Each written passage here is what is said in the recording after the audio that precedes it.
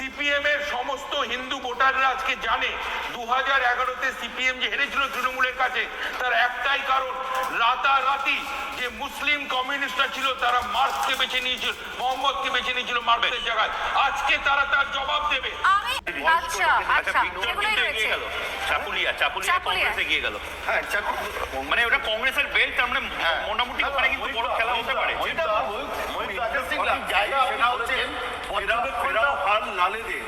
তারা পোস্টাল ব্যালটে একটাতেও এগোতে পারলো না। আচ্ছা, কংগ্রেস কিন্তু এগিয়ে গেল শর্মাদা, কংগ্রেস কিন্তু ব্যাক টু ব্যাক, আমি বলছি মুর্শিদাবাদে কিন্তু সিংহভাগে কংগ্রেস এগিয়ে রয়েছে, কংগ্রেস কিন্তু ফিরতে পারে। আমি আবার বলছি সম্ভাবনা প্রবল কংগ্রেসের ফিরে আসা। আমরা বরঞ্চ আমরা বলছিলাম যে লাল ফিরবে কি ফিরবে না আমরা এখন পর্যন্ত বুঝতে পারছি না।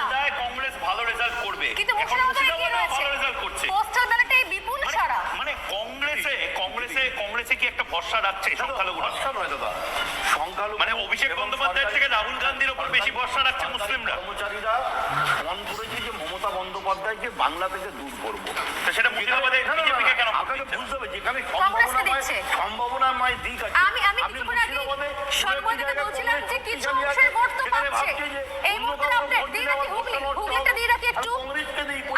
আসছি হুগলির চাপদানিতে এগিয়ে তৃণমূল কংগ্রেস, তৃণমূলের অরবিন্দ গুই এগিয়ে গেলেন হুগলির চাপদানিতে। সেগুলো কিন্তু সমস্ত পোস্টাল ব্যালট গণনায় এখনো ইভিএম কোথাও থেকে খোলা হয়নি। এবং রাসবিহারী কেন্দ্রে আপডেটটা দিয়ে রাখবো, রাসবিহারী দেবাশিস কুমার আর বিজেপির স্বপন দাশগুপ্ত। রাসবিহারী কেন্দ্রে কিন্তু পোস্টাল ব্যালটের পাশাপাশি ইভিএমেও গণনা শুরু হচ্ছে, কারণ এখানে পোস্টাল ব্যালটের সংখ্যা বেশ কম। আগেই নির্বাচন কমিশন বলেছে যেখানে পোস্টাল ব্যালট নেই বা যৎসামান্য রয়েছে সেখানে কিন্তু একই সঙ্গে ইভিএমও খোলা হবে।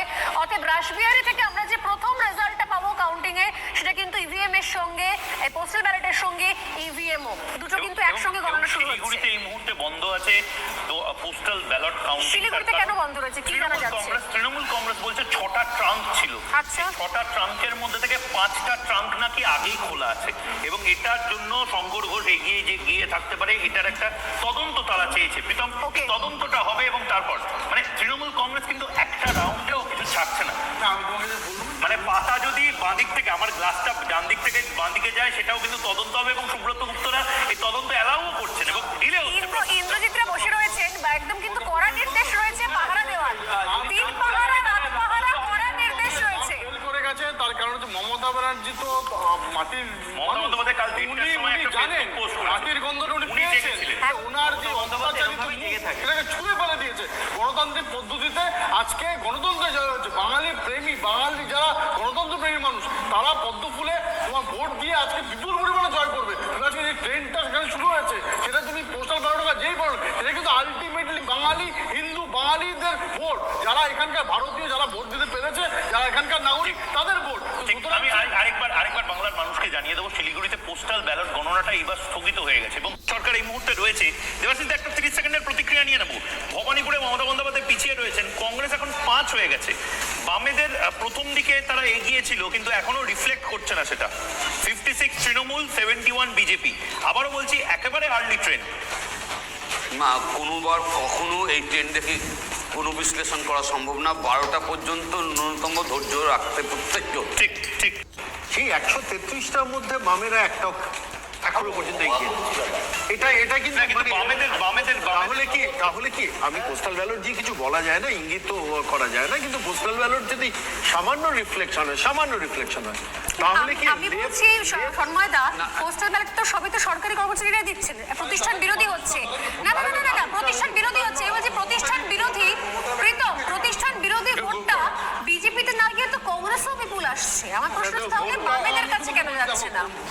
সরকারি কর্মচারী এখানে মানে আজকে তো এটা জাতীয় ভাষা বলতে হবে, তার কারণ হচ্ছে সরকারি কর্মচারীরা তারাও কিন্তু সেই ultimately part of the society, কিন্তু তারাও ওই যেখানে যে জিতবে, তুমি দেখো কোথায় কংগ্রেস পেয়েছে মুসলিম অধ্যুষিত এলাকায়, সেখানে আজকে যে এই মুসলমানরা আপনার কংগ্রেসের দিকেও ঝুঁকছে, এটা তার প্রমাণ। এবং সেটা কিন্তু আজকে এই তোমার তৃণমূল কংগ্রেস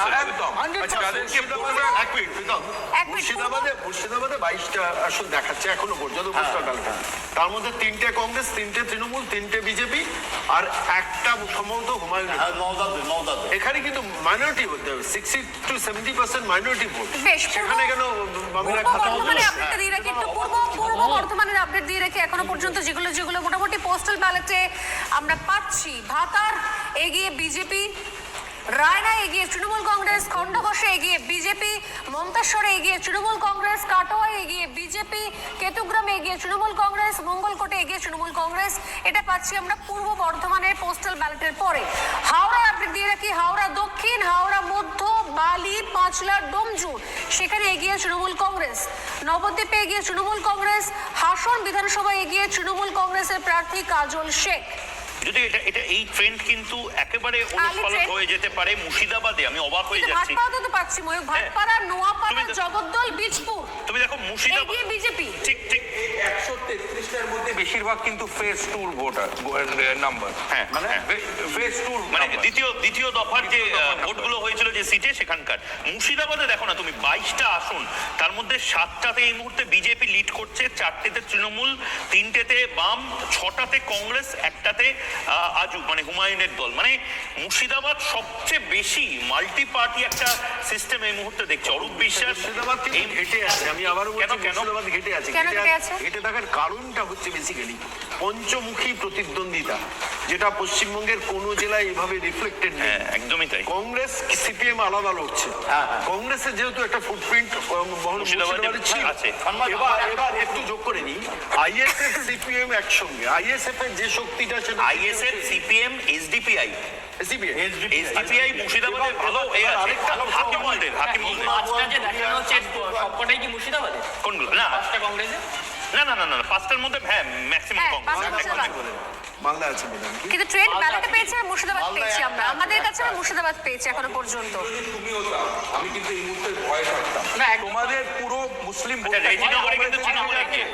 তুমি আমাকে বিলিভ করো না করো ডাজন্ট ম্যাটার, কিন্তু তোমাদের পুরো মুসলিম ভোটটা কিন্তু কংগ্রেস খুব বাজে ইন্ডিকেশন একদমই নয়। তোমাদের জন্য। আমি কিন্তু আপনাকে সকালে আবার দিয়েছিলাম,